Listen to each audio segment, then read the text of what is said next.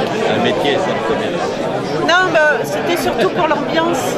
Oui. La saison littéraire en Vendée a commencé avec le très convivial Salon du Livre de Saint-Gervais. Une manifestation très prisée par les auteurs, fidèles, rassemblés par le maire au beau milieu du Marais breton. Et j'aurais une pensée particulière, 20 ans après, à Michel Thomas, on venait juste de construire cette salle, et comme on disait à l'époque, une salle beaucoup trop belle pour Saint-Gervais, beaucoup trop grande, qui va servir à rien. Donc merci Michel, parce que dès le départ il a dit, bon écoutez, on va au moins faire un week-end valable, on va mettre un salon du livre, comme ça au moins ça justifiera que la salle avait sa raison d'être. Pour le président du salon, Claude Mercier, auteur d'un bouquin épatant sur Clémenceau, c'est toujours le rendez-vous des amis et de l'amitié. Alors on est en train de signer Clémenceau à tout va. Eh oui, Clémenceau était notre vieux tigre de Vendée. Le titre que j'ai fait, tout simplement parce que je l'ai traité chronologiquement.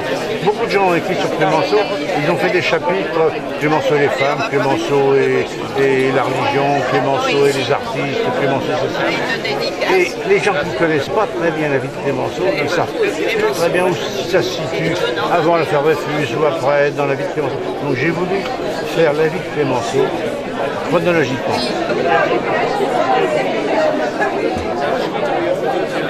Cette année, il fallait noter la sortie du livre écrit par Michel Chamard, La Vendée pour les nuls, aux éditions First. Un recueil d'anecdotes pittoresques, un bel ouvrage de 400 pages, gros et fin à la fois.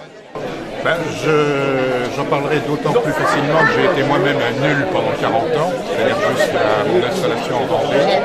C'est un département et un terroir dont je ne connaissais pratiquement rien, et donc en 20 ans d'implantation, j'ai appris à connaître la richesse du patrimoine historique et culturel de ce département. Donc le titre des nuls ne doit pas être pris péjorativement, c'est surtout les nuls, ce sont les gens qui connaissent, comme moi autrefois, peu la Vendée et qui sont désireux de faire mieux connaissance. Voilà. Evelyne Thomer, une fidèle du salon de son côté, présentait son dernier ouvrage. Alors c'est un roman où on retrouve la Vendée, ce qui n'est pas le cas de tous mes romans, mais souvent quand même. Ça se passe dans les vignobles en Vendée. Je sais qu'il n'y a pas énormément de vin en Vendée, mais un petit peu quand même.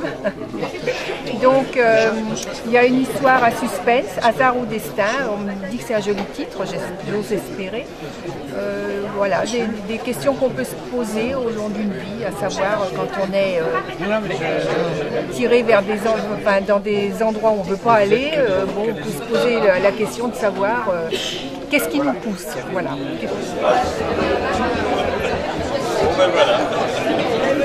Ça doit être une erreur depuis 3-4 ans. Ça va être Quant au prix du Héron cendré, remis chaque année ici, il est chouette à Pascal Alétru. Un ouvrage de poésie rehaussé de splendides photos. Un 20e anniversaire qu'aurait sûrement apprécié le créateur de ce salon, Michel Thomas, à qui l'assistance, pour l'occasion, avait rendu hommage. Je souhaite de